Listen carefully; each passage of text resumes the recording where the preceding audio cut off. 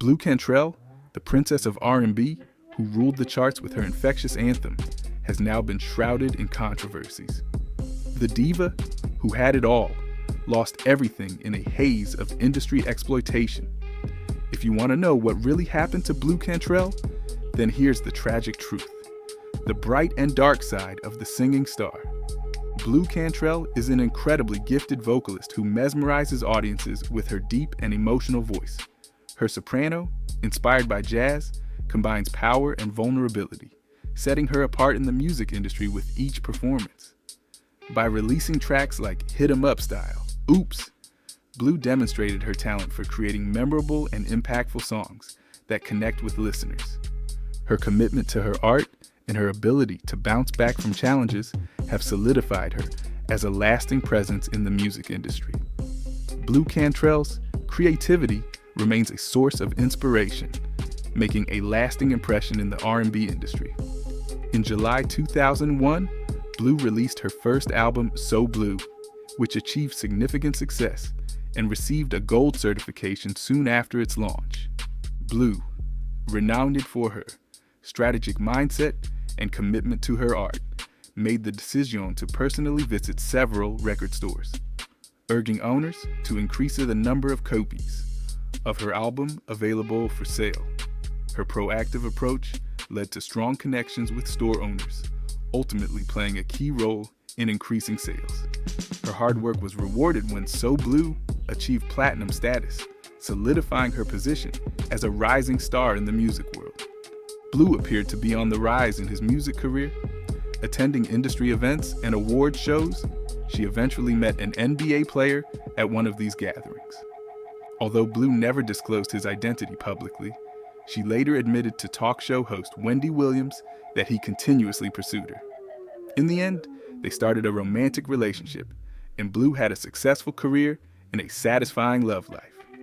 Nevertheless, as she was starting to become successful, Blu encountered an unforeseen scandal. In May 2002, her accomplishments were at risk of being overshadowed by revealing photos of her in Blacktail magazine. Instead of allowing the situation to overwhelm her, Blu stayed calm. Speaking to the Atlanta Journal-Constitution, she joked, "I'm willing to autograph a photo if they desire," revealing her unwavering self-assurance. She also talked to The Guardian regarding the event, stating that the media attention on the pictures was at least helping to keep her name in the public eye. She believed that any kind of publicity, including negative, was still publicity. A low price for the song that ended up being #1 for 11 weeks in the US, so Grammy nominated. Blu reportedly seized complete control of the story by negotiating a large payment of $1 million to appear in Playboy magazine, showcasing once again her skill in turning challenges into advantages. She was asked to perform at the iconic Playboy Mansion, which further confirmed her rising status as a pop culture icon. Nevertheless, her bold actions did not meet with universal approval. Radio 1, a well-known British music station, temporarily prohibited her music from being played, showing lack of support from some media outlets. Even with criticism, Blu remained undeterred and stayed dedicated to her career. The repercussions of the magazine scandal negatively impacted her personal life. The public scrutiny caused strain on her relationship with the NBA player, leading them to ultimately end their relationship.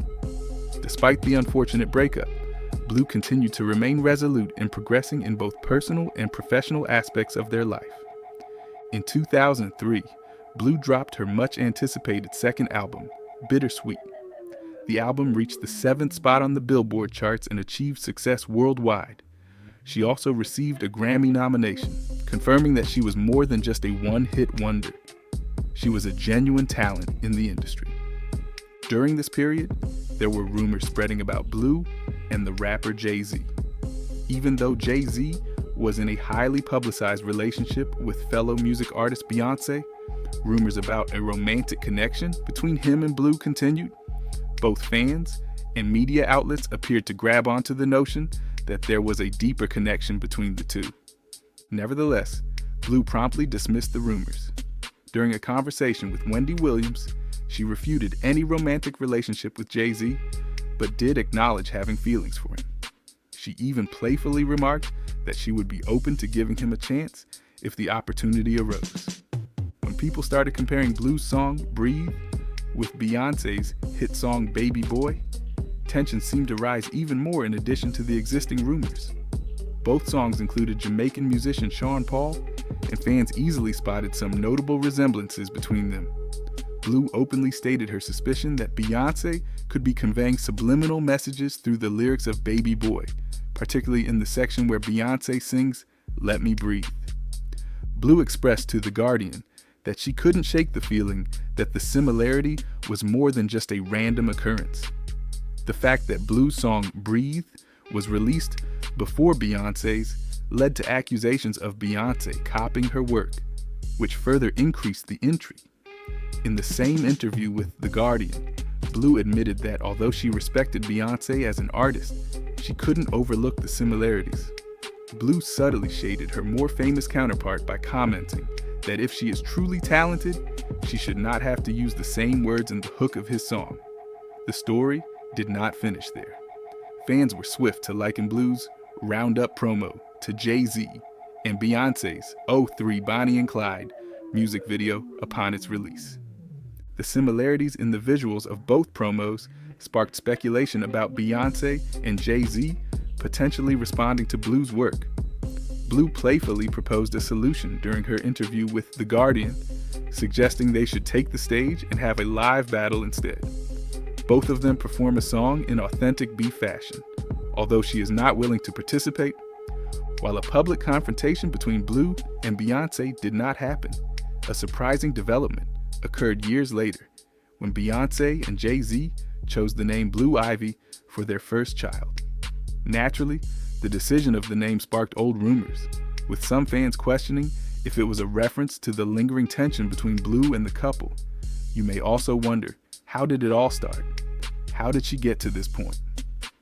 Let's take a few steps back. Blu Cantrell's early years. Blu Cantrell, also known as Tiffany Cobb, was born in Rhode Island. Since she was young, she was fascinated by the color blue, leading her family to call her Blu. Blu was brought up by her mother, who was a jazz singer, in a home filled with music and difficulties. I always listened to jazz as a child. It was something that was always in my house. And Blu and her 5 siblings were raised solely by their mother, which influenced Blu's determination and self-reliance from a young age. During a talk with Wendy Williams, Blu disclosed that her dad, a retired NBA athlete, had left the family during her childhood, forcing her mom to handle everything by herself.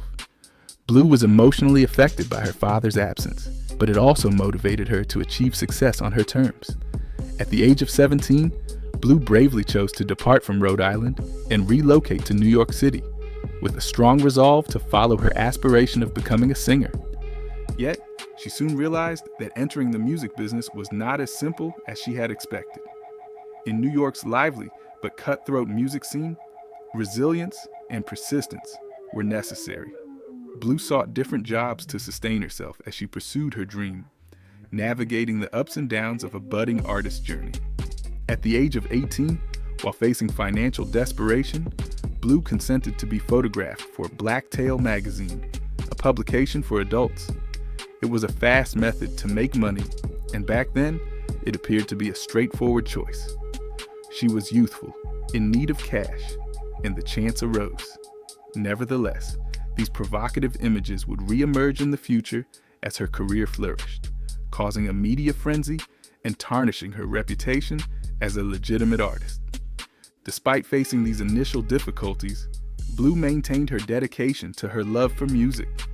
She chose to use the name Blu Cantrell, combining her childhood moniker with her grandmother's surname, forming the identity that would eventually become famous. She became a member of a girl group called 8th Avenue, which was founded by famous producer Teddy Riley. Riley, known for his collaboration with Blackstreet and his impact on the new Jack Swing era, recognized talent in Blu and her group mates. Nevertheless, the group's adventure came to an end when Blackstreet the group that Teddy Riley himself belonged to, split up. The consequences resulted in the disbandment of 8th Avenue before they could really leave a lasting impact. Even though the group broke up, Blu remained determined. Her time on 8th Avenue had provided her with valuable experience and connections in the field, and she understood that this was only the start of her path. Blu persisted in striving for her solo career with unwavering determination, intent on demonstrating that her musical talent and passion would propel her to success.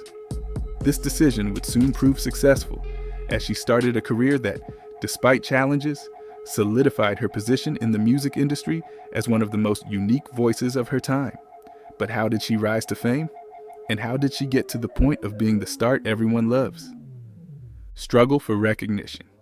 You see, in the year 2000, Blu's life drastically changed after receiving heartbreaking news. Her sister was in a coma at a hospital in Atlanta after being in a severe car accident. It was a moment that deeply affected her, causing her to prioritize being with her sister above all else. While her family faced the difficult truth that her sister may not recover, Blu dealt with a combination of sorrow, doubt, and pressure. Blu's stay in Atlanta, though, would quickly introduce an unforeseen turn in her adventure. While supporting her sister during her recuperation, Blu coincidentally met a man in a hotel lobby, a chance encounter that would alter her life in ways she could not foresee. Soon after, Blu encountered R&B star Usher, who, similar to the individual in the lobby, would introduce her to a prominent figure in the music business. She met Christopher "Tricky" Stewart, co-founder of Red Zone Entertainment. Through these random encounters, Tricky Stewart had already established a reputation in the music industry when he produced Mia's chart-topping song, Case of the X. Currently, he is most famous for his collaborations with top artists such as Beyoncé, Katy Perry, and Rihanna. When Blu first encountered him, he was still experiencing the popularity of his early projects and was always searching for new talented individuals. When Blu presented her demo to Tricky, it was evident that she possessed a unique talent. As per Blu's official website, Tricky was instantly drawn to her voice. He was very impressed and gave her the opportunity to sing backup for well-known artists like Gerald Levert, Faith Evans, Puff Daddy, and Aaron Hall. For Blu, who had been working hard to enter the field, this was a significant chance to collaborate with some of the most prominent figures in the music industry. However, Tricky's proposal did not end there. Acknowledging Blu's potential, he proposed to her to remain in Atlanta and reside with him and his partner instead of going back to New York. Initially, Blu was unsure. She was still struggling with the emotional impact of her sister's accident, and even though her sister had regained consciousness, there was still a lengthy healing process ahead. The burden of these family challenges was heavy for her, and the thought of making a major change in her life felt daunting. Nonetheless, Blu was also attracted to something in Tricky's family, a feeling of solidity and encouragement that she had been lacking. After being alone for a while, Blu felt a strong desire for a relationship. Therefore, she ultimately made the decision to take a risk. Moving in with Tricky and his girlfriend in Atlanta, she embarked on a new chapter in her life. Tricky, having recognized Blu's exceptional talent, informed her of his intention to introduce her to L.A. Reid, who was the president of Arista Records at the time. Initially, Blu was skeptical, finding it hard to believe that someone as prominent as L.A. Reid would be interested in her music. However, to her astonishment, Tricky kept his word, and shortly after, L.A. Reid was present in the studio, prepared to listen to the songs Blu had produced. It's a lot of fun, and I enjoy myself, and I like to make music, and I'm glad that people like my music. Arista Records, founded in 1974 by Clive Davis, is an iconic American record label known for its role in launching the careers of several legendary artists and shaping the music industry. Initially a subsidiary of Columbia Pictures Industries, Arista quickly rose to prominence under Davis' leadership, who had been dismissed from CBS Records prior to founding the label. Arista's early success was marked by its ability to attract diverse talent, signing artists across a variety of genres, including pop, rock, R&B, and jazz.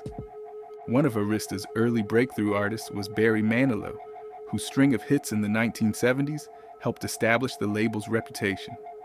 In the 1980s, Arista continued to solidify its place in the industry by signing a number of artists who would go on to become household names, including Whitney Houston, whose debut album in 1985 became one of the best-selling albums of all time. Houston's success catapulted Arista into the spotlight and made her the label's most successful artist. Arista Records also had a hand in launching careers in other genres, such as rock with bands like Air Supply and The Kinks, as well as punk and new wave groups like Patti Smith and The Clash. By the late 1990s, Arista had expanded into hip-hop and R&B, working with acts like Outkast, Usher, Blue, and TLC, further diversifying its musical offerings. In 2000, BMG, which had acquired Arista, restructured the label, and Clive Davis was replaced by L.A. Reid, who continued the legacy of signing successful artists like Pink and Avril Lavigne. However, as part of a larger corporate restructuring in 2004, Arista was merged with other labels and ceased to exist as an independent entity. Many of its artists were transferred to other labels within the Sony BMG group.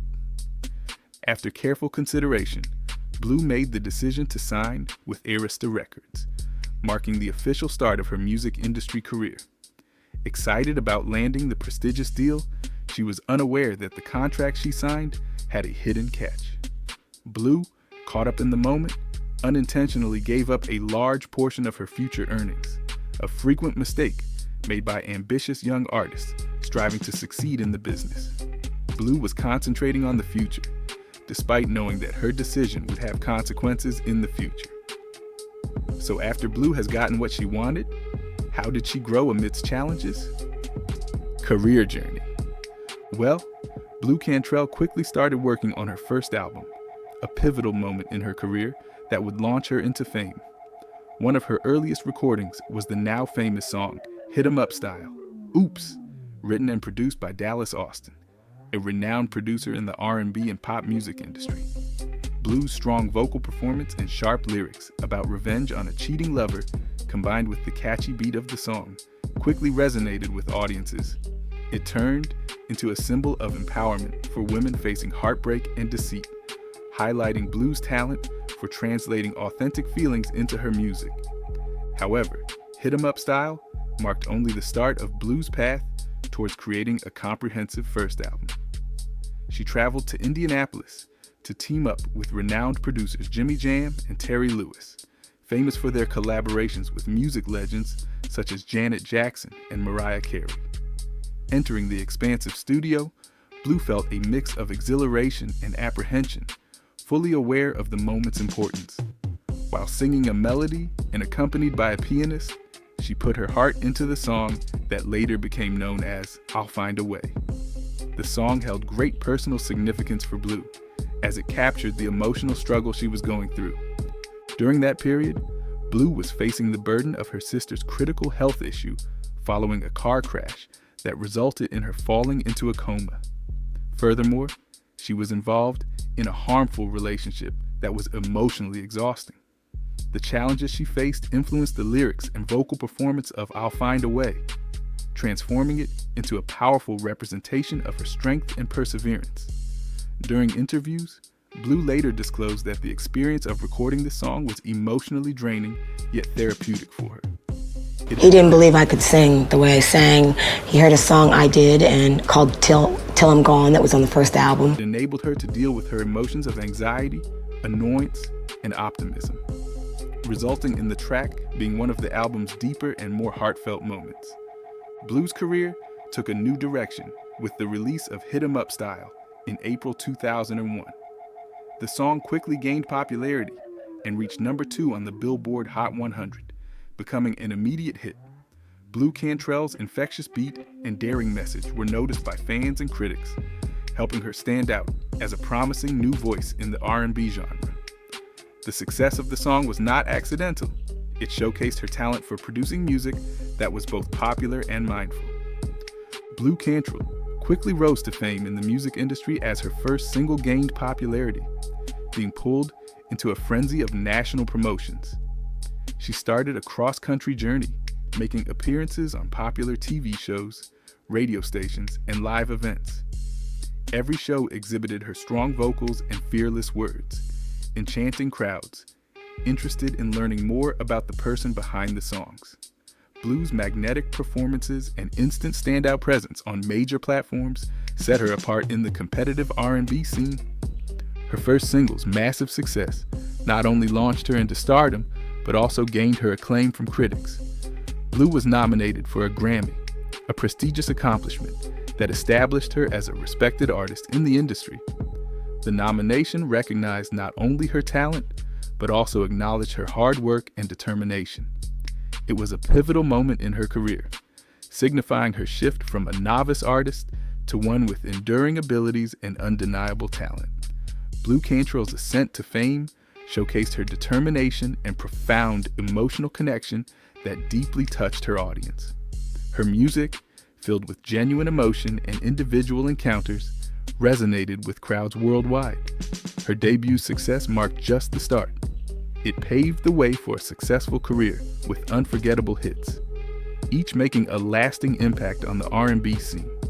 As Blu matured as a creative, her impact broadened, solidifying her place as a prominent and enduring figure in the music industry. Despite her success, Blu wasn't immune to heartbreak and disappointment. What really happened? But before that, if you find this info valuable, be sure to hit that like button to support this video. Now, moving on. Love and heartbreak. The truth is, in the background of Blu Cantrell's increasing success, there was a romance that drew the interest of numerous people. In the beginning of her career, Blu was introduced to a producer named Tony De Niro while collaborating with Puff Daddy. Their relationship evolved from professional collaboration to a romantic involvement in a short amount of time. Tony also played the role of Blu's romantic partner in the music video for her song Make Me Wanna Scream, reinforcing their strong connection in both public and private spheres. Blu was in deep affection for Tony, to the extent that she made the daring decision to employ him as her tour manager, as reported by The Independent. The relocation felt like the next logical step for a couple who were deeply connected in both their personal and professional lives. Yet obstacles arose, despite initial appearances of ease. Reports emerged in February 2004 that Blu had terminated her relationship with Tony. The split was not solely caused by the typical difficulties of keeping a romantic relationship in the fast-moving music industry. Supposedly, their disputes had become physical. Although Tony denied the accusations of abuse, sources near Blu implied that the couple's arguments had intensified to the extent that Blu felt the need to sever connections, both in a personal and business aspect. Despite Tony's important role in her career, Blu made the challenging choice to progress without him. Yet Tony's influence on her music continued to be felt, as her 2004 mixtape, From LA to LO, still included pre-recorded tracks produced by him. It served as a heartfelt memory of a relationship that was once hopeful, but ultimately resulted in letdown. Regrettably, Blu's difficulties went beyond her personal life. At about the same time, her professional journey started encountering unforeseen obstacles. During an interview with You Know I Got Soul, she disclosed that she was left in a vulnerable position after LA. Reed, the influential music executive who first signed her to Arista Records, departed from the label. Lacking Reed's backing, Blu started to feel like she did not belong at the record label and started exploring different possibilities. But just as she was about to make some choices, a critical mistake happened. The record executives failed to renew her contract. In a surprising twist, Blu unexpectedly lost her record label, resulting in her becoming a free agent in a cutthroat industry where progress can abruptly halt. Despite this setback, Blu did not allow her career to completely halt. She kept going on tours and performing, staying in touch with her fans and keeping her love for music alive. Her attention shifted to independent projects, seeking ways to stay creatively inspired without the support of a big record label. Despite her past success in the charts fading, Blu remained committed to staying current and dedicated to honing her skills. In 2007, Blu ventured into acting and was cast in a stage production titled Gossip, Lies, and Secrets, alongside famous actresses Kenya Moore and Lisa Ray McCoy. Entering the world of theater presented Blu with a fresh and thrilling challenge, allowing her to display her skills in a new artistic form. Even though her acting did not reach the same level of success as her music, it demonstrated her skills as a versatile entertainer. In 2008, Blu unexpectedly showed up on the reality TV program Celebrity Circus. The program showcased different celebrities as they learned and executed circus tricks, providing Blu with an opportunity to reach a wider audience. Nevertheless, she did not stay long on the show, as she was eliminated at an early stage of the competition. Word quickly spread that she was rumored to be romantically involved with contestant Antonio Sabato Jr., a well-known actor and model. Despite the representative's attempts to minimize the rumors by explaining that they were just enjoying themselves during filming, the gossip further increased her public image during that period. After making a fast comeback to the spotlight, Blu suddenly vanished once more. During interviews, Blu clarified that she intentionally chose to remove herself from the public eye. She relocated to London temporarily to find relief from the stress of always being under public scrutiny. During this time of stepping back, Blu was able to discover some serenity and contemplate her professional path. The constant exposure of being a celebrity had exhausted her, and the peace of being anonymous in London gave her a necessary respite. In 2012, Blu Cantrell was prepared to stage her comeback. Following a period of being out of the public eye for a few years, she started creating new music with the goal of putting out her upcoming album. Her break had given her the chance to rejuvenate and redirect her energy towards showcasing her skills and creativity to the world. During interviews, she expressed her eagerness for what's to come and her intention to rejoin the music industry with a new outlook. Blu was prepared to seize the reins of her story and reclaim her position as a dominant figure in R&B. Blu's experience is characterized by amazing highs and difficult lows. From achieving success with her early hits to overcoming personal and professional challenges, her narrative is a testament to resilience. Even with challenges in her career and personal life, Blu Cantrell has always remained devoted to her love for music. Whether she's on stage, in the studio, making new music, or taking a break to prioritize herself, Blu has stayed authentic as an artist committed to her work and a woman determined to conquer any challenges life presents. Fans anxiously anticipated new music, while Blu Cantrell's journey was a testament to the fact that success is often achieved through a winding path. Blu's journey has been full of surprising turns, yet she has maintained a strong presence in R&B, recognized for her memorable songs and commitment to her craft. Above all these weren't without its challenges. Was she able to scale through? Challenges and controversies. You see, in 2014, Blu Cantrell garnered attention for a strange event that brought more intricacy to her life narrative. As per TMZ, she was discovered sprinting anxiously in the streets of Santa Monica at 2 a.m., clearly showing signs of distress. Allegedly, she stated that she was in peril and accused someone of poisoning her with gas. Her behavior caused concern as she appeared extremely paranoid and anxious about her security.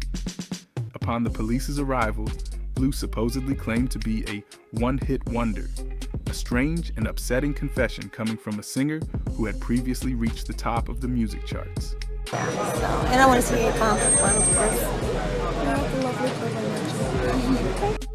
Worried about her health, officials brought her to the hospital for a mental health assessment. Although this incident raised worries about her mental well-being, any additional information about her diagnosis was not disclosed to the public. Unfortunately, this was not the sole adversity in Blu's life and career. Reflecting on her past, Blu felt intense remorse for certain choices she made early on in her musical career, specifically the record deal she agreed to upon entering the industry. During a conversation with You Know I Got Soul, She openly discussed how the music industry had exploited her when she was in a vulnerable state. She talked about how young artists, particularly newcomers to the industry, are frequently vulnerable to exploitation. Blu stated that she was manipulated and caught off guard by the fine print of her contract, making her one of the victims.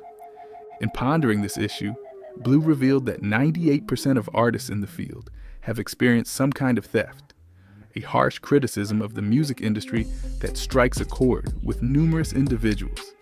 She explained how her music label suggested she collaborate with a particular attorney who she thought was there to protect her interests.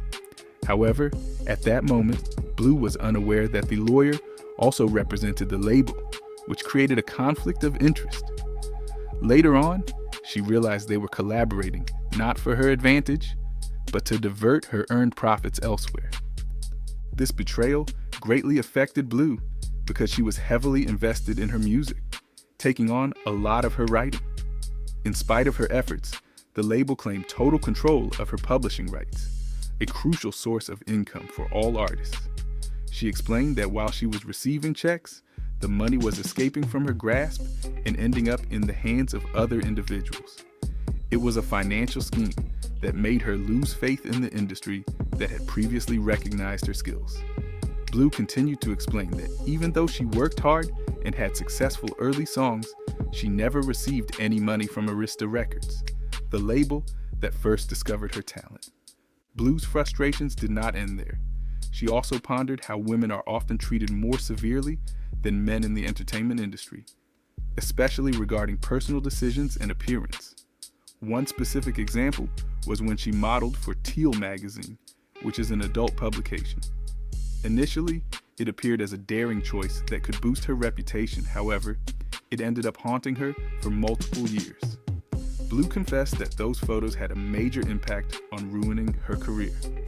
The ensuing verdict was quick and merciless, as both the public and industry leaders placed higher expectations on her compared to a male colleague. The negative perception of those pictures made it challenging for her to regain her previous standing in the music industry. Over time, Blu became less prominent in the public eye, yet she never vanished entirely. In March 2020, right before the global lockdown caused by the COVID-19 outbreak, Blu made a scarce performance on stage in London. This show surprised many people because she had been quite silent on social media, sharing only a few updates or new photos of herself. The sudden return of her sparked a resurgence in public curiosity about her professional life, and naturally, rumors about her present mental and emotional condition.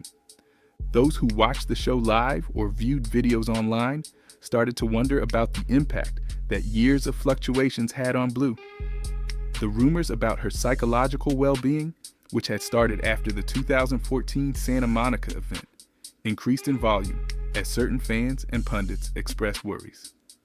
Blu's journey had clearly been difficult, and the marks of her personal and professional challenges were evident, both physically and emotionally.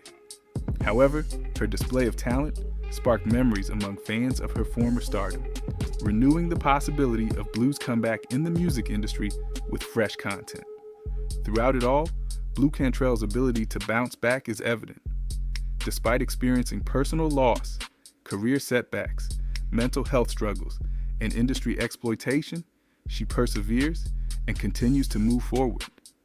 Even though Blu is not very active on social media, fans still believe she can make a comeback and release new music that they have been eagerly anticipating since she first became famous.